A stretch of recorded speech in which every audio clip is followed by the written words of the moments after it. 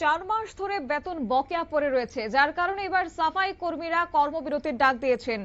আজকে জানা গেছে দীর্ঘ 4 মাস ধরে বেতন না পাওয়ার অভিযোগে বুধবার হাসপাতালে সাফাই কর্মীরা কর্মবিরতির সিদ্ধান্ত নিয়েছেন।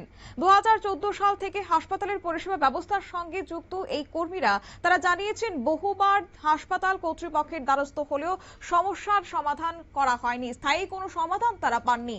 বারবার আশ্বাস মিললেও বাস্তবে বকেয়া বেতন এখনো মিলেনি। এই বিশেষ খবর এবার উঠে আসছে উত্তর ত্রিপুরা জেলার ধর্মনগর থেকে। ধর্মনগরের সেই হাসপাতাল থেকে উদ্বেগজনক পরিস্থিতির কথা উঠে আসছে এবং সাফাই কর্মীরা কি অভিযোগ করলেন আজ শুনুন।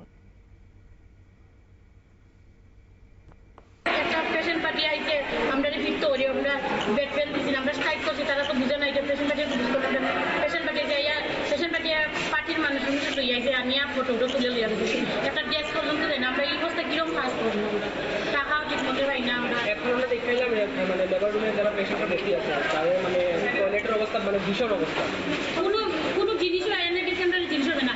এটা লিগে তো সাধারণ হসপিটালে এমএসআরে আমরা সব জিনিস দিই, কিন্তু এটা লিগে তো সাধারণ পেশেন্ট যারা আছে তারা তো সাফার করতেছে। এটা থেকে কত রকমের ফাইনাল তো আইতে পারে।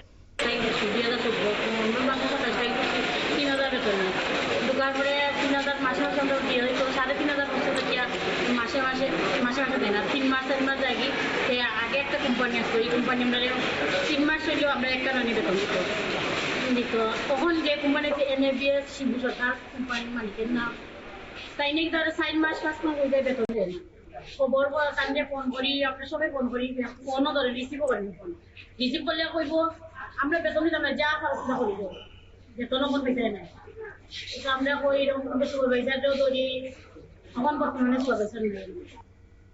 কর্মীদের অভিযোগ, টানা কয়েক মাস বেতন বন্ধ থাকায় তাদের সংসার চালানো কঠিন হয়ে পড়েছে। অনেকেই ধার দেনা করে কোন রকমের পরিবার চালাচ্ছেন, সময় মতো বেতন না পাওয়ায় তাদের সংসার চালানো একটা দায় হয়ে দাঁড়িয়েছে। অন্যদিকে এই প্রসঙ্গে নার্সদের পক্ষ থেকে কি বক্তব্য রয়েছে শুনুন।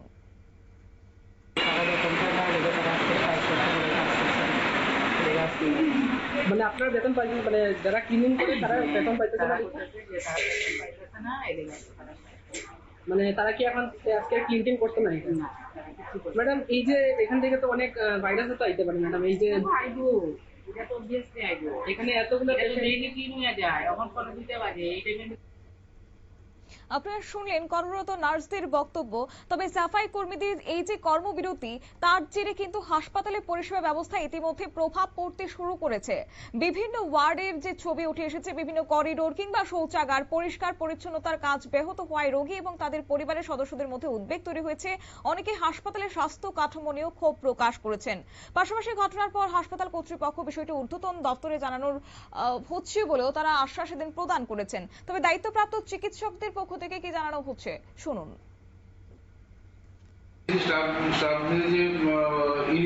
তারা ভালো কাজ করে না বা ব্যবহার খুব একটা মার্জিত না, এই ব্যাপারগুলি নিয়ে অনেকবার কথা হয়েছে, আমাদের চিঠি দেওয়া হয়েছে এবং আমরা ডিসিশন নিয়েছি যে এই যে সংস্থাকে আমরা ব্ল্যাকলিস্টেড করব।